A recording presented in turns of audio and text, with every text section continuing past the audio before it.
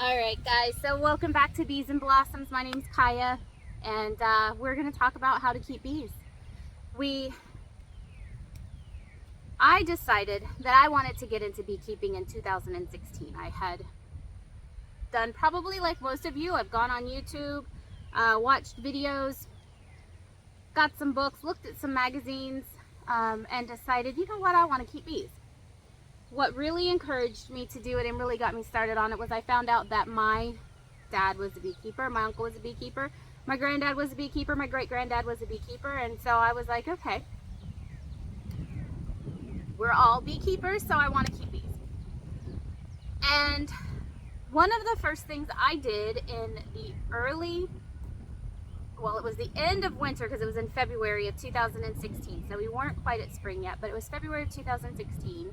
I signed up to take a beginner's beekeeping class at a local beekeeping club. She was actually the president of our local beekeeper association at the time, and she offered a class through her company. So I went one Saturday morning and took this class. It was a basic class. Pretty much just the first half of it was going over everything that can go wrong with a hive, what to look for, signs of like varroa mite infestation and how to treat it, hive beetles, wax moths.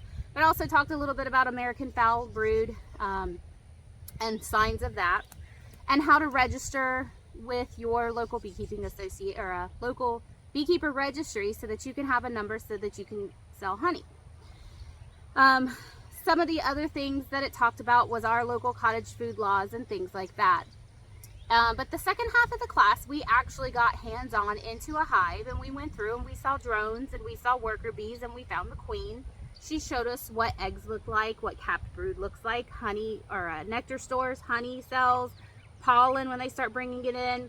She showed us how to light a smoker, and we observed the hive, and all of that is very informative, basic beekeeping information that you're going to need to know as a beekeeper.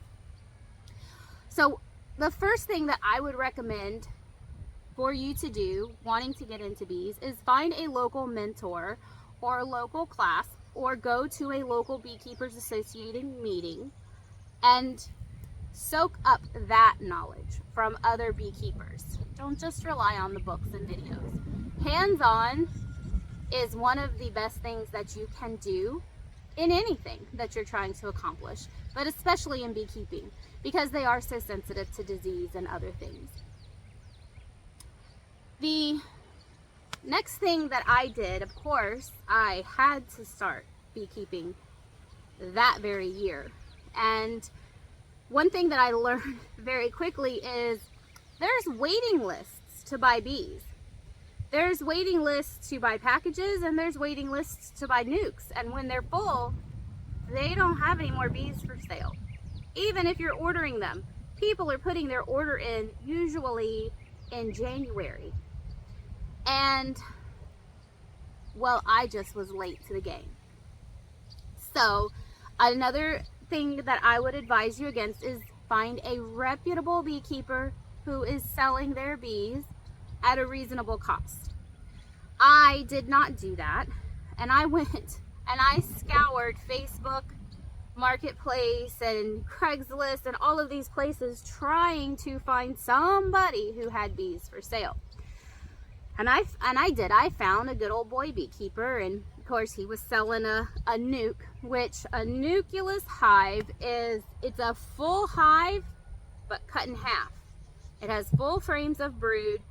It has a queen, it has bees, it has eggs and larvae and food stores, but so you're buying a hive that's pretty much ready to just go ahead and be installed, and you're good to go. And he charged me $285 for this hive, for a 5-frame Nucleus Hive. And I didn't know, so I paid it because I wanted my bees. I wanted to get those bees, and I needed to get them set up. Come to find out a little later on, either the queen died in transit or wasn't in there to begin with, or they thought they saw a queen and it wasn't in there, but he ended up having to get me another queen, which was a virgin queen, which he did find one and he gave it to me. But that set me back a little bit with my brood situation. But I was just so proud. I had my hive, I had my equipment ready to go, and I came home and I was going to get them set up. I came home and I pulled the tape and the paper towel off of the opening, and I let them out that day, and then the next day I was going to install them in this hive. And let me just tell you, when I say that I had duct tape wrapped around my ankles to keep them from going up my pants, I had duct tape wrapped around my ankles to keep them from going up my pants. I was that worried that I was going to have bees crawling up my legs, and it weirded me out. So find a mentor, find a reputable beekeeper if you're going to purchase your bees, to purchase them from, so that you don't get gouged and taken advantage of being a newbie beekeeper. And number 2, invest in the proper bee equipment. Or excuse me, that's number 3. Point number 3 is invest in proper beekeeping equipment. The first thing that you're going to want to make sure that you have is a veil or a beekeeper jacket that has the veil attached. Now, my jacket has seen better days and the veil has broken, but essentially it's just and it's dirty, but it's just a jacket. It zips up. It has, this is where the veil would be attached. It zips the veil around. It zips all the way up, and it has Velcro on it to keep the bees from going up inside of the jacket. Normally I will wear this veil with it since the attached veil broke, but I'll put a link in the description below so that you can know where to go get a jacket with it attached if that's what you want to do. They also sell full suits that have pants on them as well. But this is a veil. It comes with a helmet hat, which is not attractive, but it is effective. And this is where your face goes here, so that you can see what you're looking at in the hive. And then this comes down around your neck with the string that ties and wraps around your body. It's a very effective solution. So you definitely want to make sure that you have a veil of some type, a jacket of some type, and if you choose to do the full body suit, then you'll have the pants of some type. There's different options for veils that you can find out there, or you can get them homemade. This is another one. This goes over and it just bungees around you for like hotter days. If your bees are really calm and you just need to do a quick check, this is like a garden veil if you're going to wear short sleeve shirts. Another thing that I would definitely recommend doing until you get comfortable with their little crawly feet, which I still am not comfortable with. I'm sorry, I don't know, I get worried about them walking on me. So I have a set of beekeeping gloves. This section here is vented for air circulation, but they go all the way up to my elbows so that I don't have to worry, and they're elastic, so you don't have to worry about them crawling down your sleeves. And other than that, I have a pair of rain boots that I usually wear. They go up mid-calf, and I don't have to worry about them crawling up my pants that way, but I will also go out there in flip-flops and do it because I don't worry about them getting on my feet so much. So find a mentor, find a reputable beekeeper, and buy the proper protective equipment. After that, you're also going to want to make sure that you have proper tools. This is a very dirty hive tool. This is my hive tool. I have had it since 2016. I've never cleaned it. I need to. This sticky stuff all over it is propolis. This is to help you extract the frames from the hive when you're going through and doing a hive inspection. It makes it easy to pull it apart because they will take this propolis, is actually what they put in between the frames to glue everything together. It's like bee caulking. It's how they seal up all of their cracks and crevices. So you're going to need a hive tool, and you're going to need a smoker. This is important because what this does is as long as you have a nice cool smoke coming out of it, you want a cold smoke, not a hot smoke. Cold smoke is white when it comes out of your smoker. But what this is going to do is masks the queen's pheromones So if she's putting out a distress pheromone, the bees won't react to it. It just kind of calms everybody down. If you get stung, you smoke the area where you got stung, and then it covers up that scent that comes from the stingers. So those are two very important tools that you're going to need to have. There's other tools that you can get. Some people have a bee brush if you're taking a frame out that brushes the bees off, but I've never used one. I'll shake the frames, and that knocks the bees off of it fairly well, and you don't have to worry about rolling a bee or accidentally rolling your queen and hurting her. So we've gone over what you need to get for protective gear and tools. The next thing that you are going to need equipment wise is your hive, your actual hive component. This is a Langstrom hive. It is the typical beehive that you're gonna see in most bee yards. And that being said, this is not the only type of hive that there is out there, but this is what I use. This is what I'm most comfortable with. When you buy your box, you're gonna have a cover, you're gonna have an inner cover, you're gonna have your hive body, and your bottom board.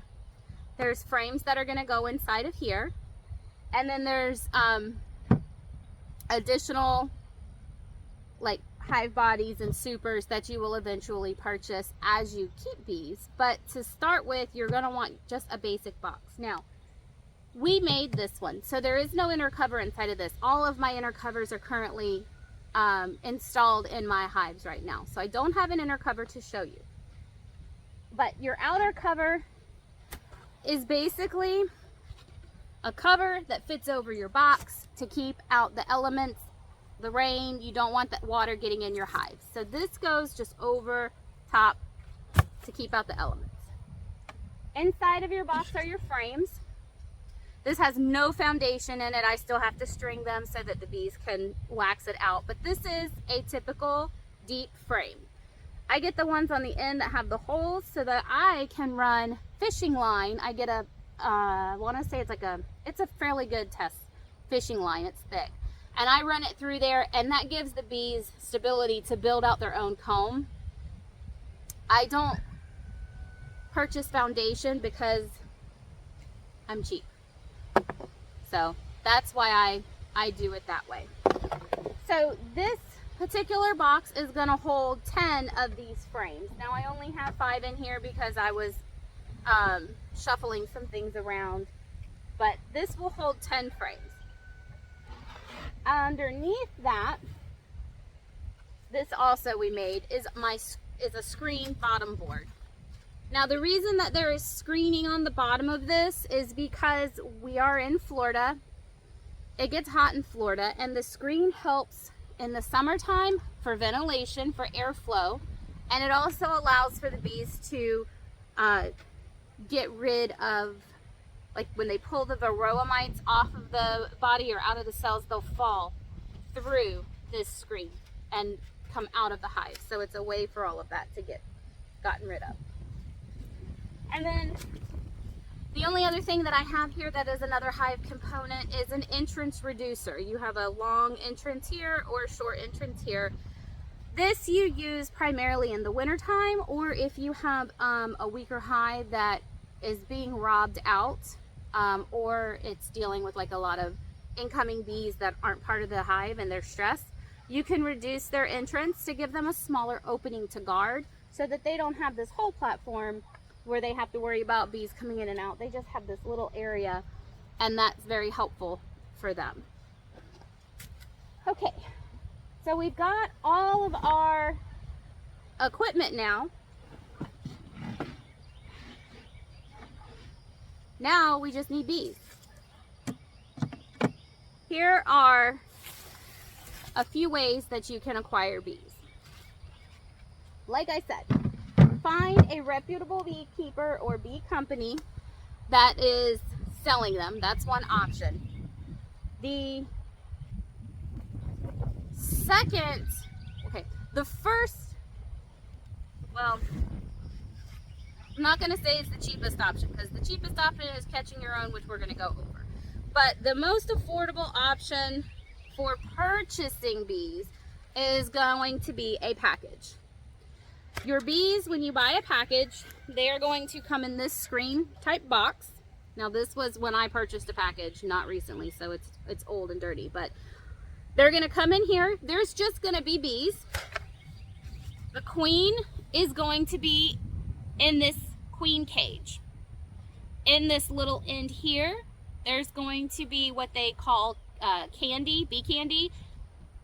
It's cake fondant. It's fondant that you would put on cake is basically what it is. It's sugar. And the bees can eat through it. So when you're ready for the queen to be released and with your bees in the hive, you pull off, there's a little metal flap over this, pull it off so that the bees, there's worker bees in here that are attendants that are taking care of the queen, just a few, and then the bees will start working their way from this end and from the inside to get through that candy to release the queen into the hive once you have your bees installed. In the top here, there's a metal can, like a can of green beans, but it's full of sugar water. It's in upside down with a piece of wood attached to it, and that seals up this hole. So the bees have sugar water in here to eat and drink while they're being transported. This is how they will ship bees through the post office. So when you're a postal worker in the spring and you get these, if you're afraid of bees, you don't want to work in this section. Sometimes they get out. It just happens. So the queen is right on top of this can. You can't see that. The queen cage will be right on top of the can, so when you open it up, she's going to come out, and then you'll pull the can out. You spray, before you take any of that out, you would spray through the screen sugar water, which would keep the bees from being able to fly, and then you essentially tip it upside down and you knock your bees into your hive. Once they're in there, you take the queen cage, you put it on top of the frames, and your bees are installed in your hive. One problem with packaged bees, there's no brood, there's no comb, there's no food stores in the hive. There's no reason for them to stay. So you do run the risk of your bees absconding and leaving the hive if for some reason they are not happy with the digs. Another thing is when you are installing a package, you are installing them this time of year. They go on sale in March and April. Well, they go on sale in January, but you start picking them up in March and April. So you're installing them just before you get to a honey flow. And if they're behind and they have to draw out all of this frame with comb because there's nothing in there, then you're behind and you're missing a honey flow. So there's that to consider as well. The second way to purchase bees, which is the way that I purchased them, was to buy a Nucleus Hive. Essentially, like I said, it's 5 frames, already drawn out, already has comb, brood, and food stores in it. It has a laying queen, and so you are basically taking 5 frames, putting in this, giving them 5 empty frames to draw, and you're not as behind as you are when you install a package. I thought somebody was here. I have obviously purchased a package of bees, and I've purchased nukes. And I lost my hives. Well, I ended up having splits, and I lost my hives coming out of 16. And I lost my hives coming out of 17. And in 18, we joined a hunting camp. And I have refused to pay any money because this is going to run you anywhere from $125 to $185. The Nucleus Hive should run you anywhere from $185 to $225. But like I said, I paid $285 for mine, so you can be gouged. It just depends on the market. But when we joined the hunting camp in 2018, Of course, I had been talking to my dad, and he's like, why don't you try trapping bees? I'm like, well, I have all of this drawn out comb from the bees that I had had in 16 and 17. There's bees on the way up to the hunting camp. We saw beehives. People have beehives out there. I'm like, okay, we're going to try that. So this is by no means my design or my dad's design for a trap. I can't remember the exact video where we got the dimensions for this, but this is one of my traps. This is essentially the size of a Nucleus Hive, but a little bit longer. It is a box. It has grooves here so that the frames can sit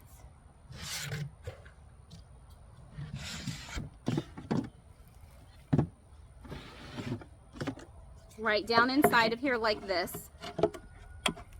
And if you look, hopefully you can see, there's a void underneath there.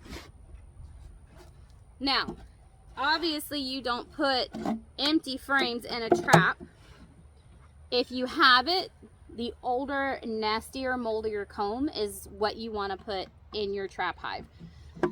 The dirtier, the better. You would fill this up with drawn frames.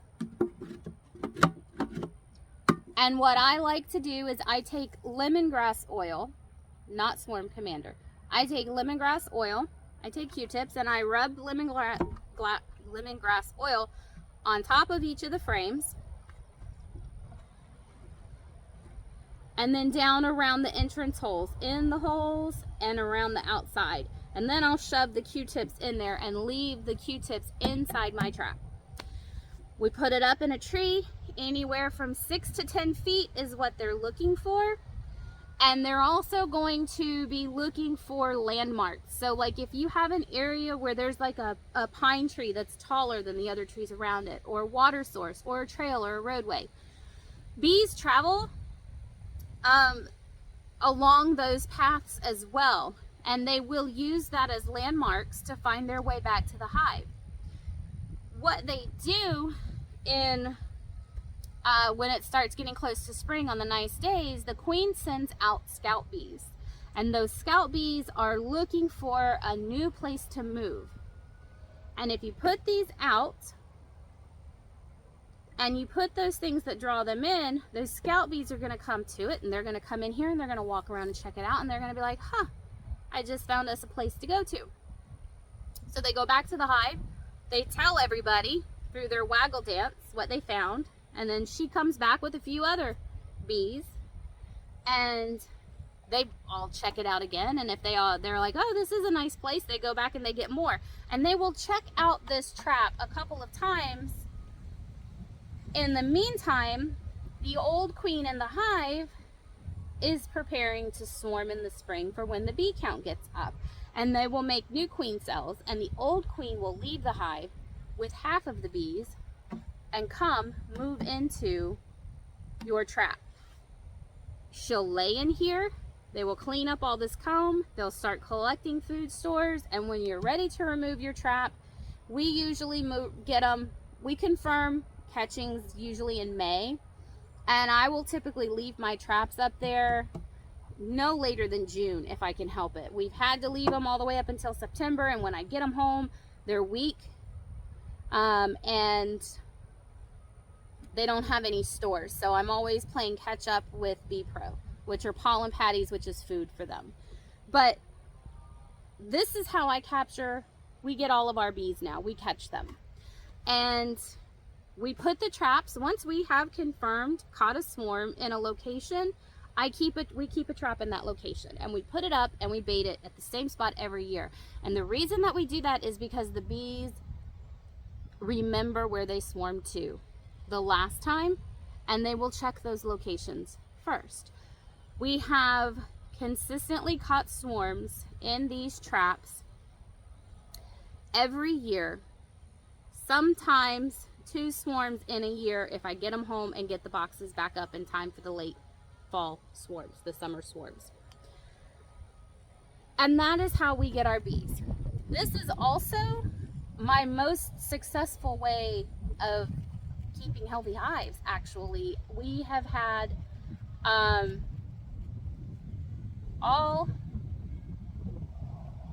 four of my current hives are swarms that we have caught since 2018 all the way up until 2000 and last year, 2021. They've all made it through winters multiple times, and they have successfully produced honey, last year being our best honey production of 90 pounds, which we lost our reserves in the fire, so that was not very much fun, but whatever, it happened. So that is how we get our bees. And the reason that we do that is I would rather put my money into more equipment than bees. If I can go and get free bees, I'm gonna get them for free. And you could put a trap out on your property, and if anybody is within a 5-mile radius of where your trap is with a beehive, your odds of catching a swarm are really high. Now, if they are on top of it beekeeper, they're checking their traps for swarm cells, which would be queen cells, and they would be doing splits before they have the opportunity to swarm. But sometimes you miss it. I almost missed one this year. We got it back, it swarmed, I got it back, but had I not seen those bees swarming out of that hive, I never would have known until I went through the hives and did a check that they swarmed, and I would have missed it. So that's going to be it for this video for today. I just wanted to start this series with going over just the basics and giving you some tips. The next video, I want to go through the hives and kind of show you what everything looks like. Your eggs, your larvae, your pollen stores, your honey stores, the difference between a worker and a drone and a queen bee, all of the way that they look. So stay tuned for that video. It's going to be coming up in the next few days. And I just really appreciate you guys. Thank you everyone for subscribing. If you have any questions about beekeeping, I will put the dimensions for my trap hive in the description below. I will try to find a link to the video of where this particular trap hive came from. But I mean, really, you could stick one of these in a tree. Make sure you secure your box to your bottom. Throw some frames in here and some lemongrass oil, and you've got a trap. Or put it up higher, even just put it on your bee stand. That lemongrass oil is going to mimic the pheromones of the queen, and it's going to draw them in. But I will put links in the description below. You can follow us on Facebook and Instagram. That's also going to be in the description below. And like and subscribe, guys. I'm still trying to hit that 100 subscriber mark. So share us with your friends, anybody who's interested in gardening and beekeeping. We're continuing to grow everything here. It's really changing. Things are happening kind of fast. And then we've also got the house that we're going to start building soon. It's all cleared down to the pad, and so hopefully things will start moving. But then on the same hand, we're not upset that things aren't moving, because we're hoping that prices of material are going to come down some. So again, though, thanks for watching. Thanks for hanging out with me. I'm more than happy to answer any questions, and yeah, I'll see you guys on the next video. Have a good weekend.